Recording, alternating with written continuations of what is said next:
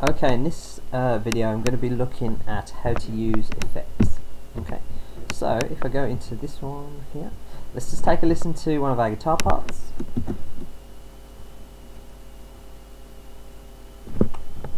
Sounds like this.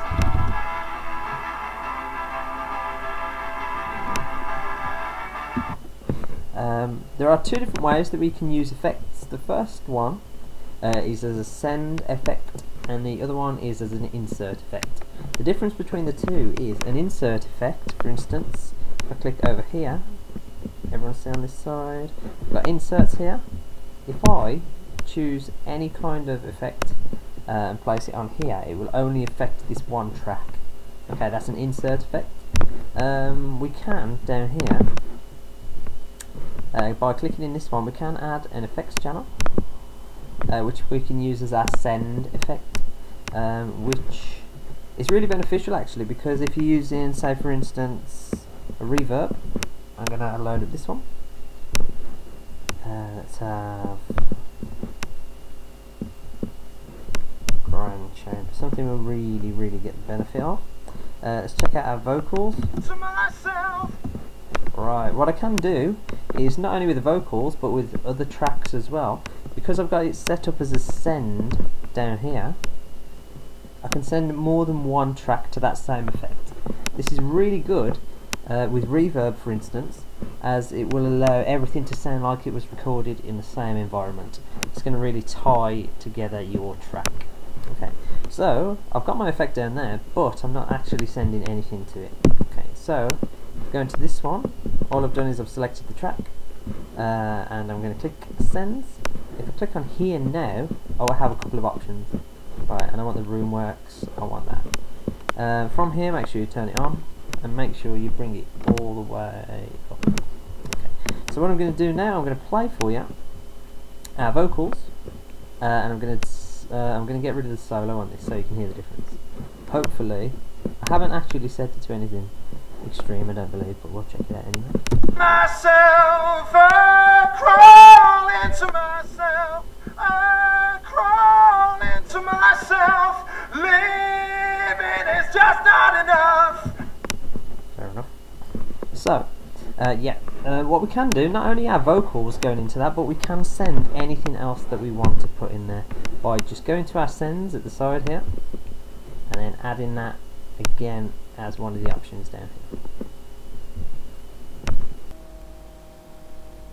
Something else I want to discuss with you, other than reverb, another really common effect which I want to show you is what we call compression.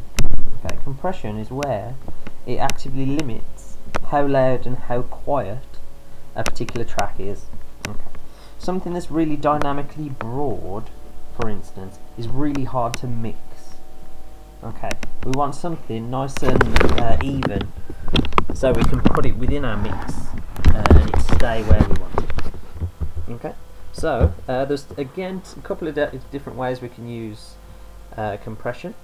We can use it as a send effect in exactly the same way we just used our reverb, or we can use it as an insert on a particular track. One word of warning though, compression makes everything sound better, but too much compression makes everything sound worse. Okay, so compression, really good thing, don't overuse it. Okay, there's another way as well, something I just definitely want to talk to you about is this one here. If we click our read or our write on our stereo out, it is going to show us our stereo out channel over here, which we can actually insert a compressor onto. Okay, that is going to compress everything that's going out through the stereo out bus. What I would say is do not do that until you're happy with the sound of your individual tracks. Putting a compressor on our stereo out has a couple of different things that happen, but it's definitely something I want you guys to look at once you're happy with the sound of your individual tracks. Okay, so within our compression there are a couple of different things. This here, our threshold, that is basically considering how much sound is gonna allow through before it actually kicks in to squash things into a particular set of levels. Okay, so I mentioned it being about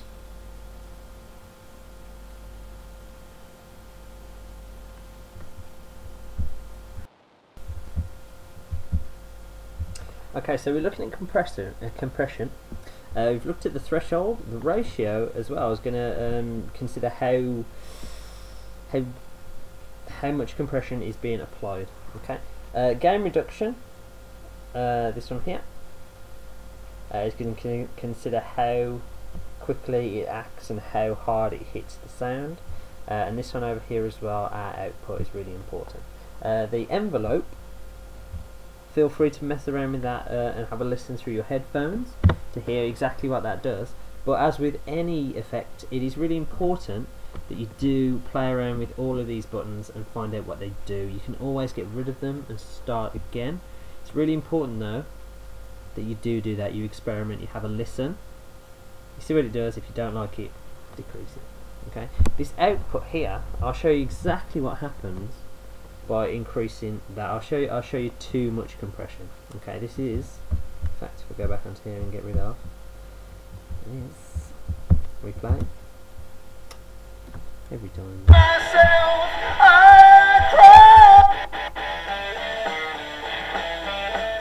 This is a completely raw mix, by the way. It's really unbalanced and not very slick.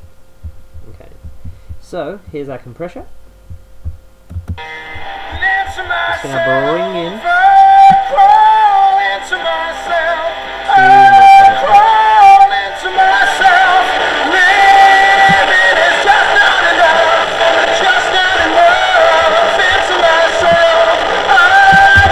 It's definitely enough of that. As you can see, straight away it's squashed a lot of the life out of what actually was happening, and it also distorted and made it sound really not very desirable.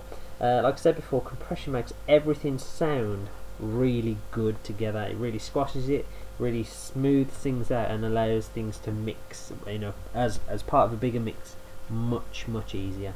Okay, too much is really bad. Okay.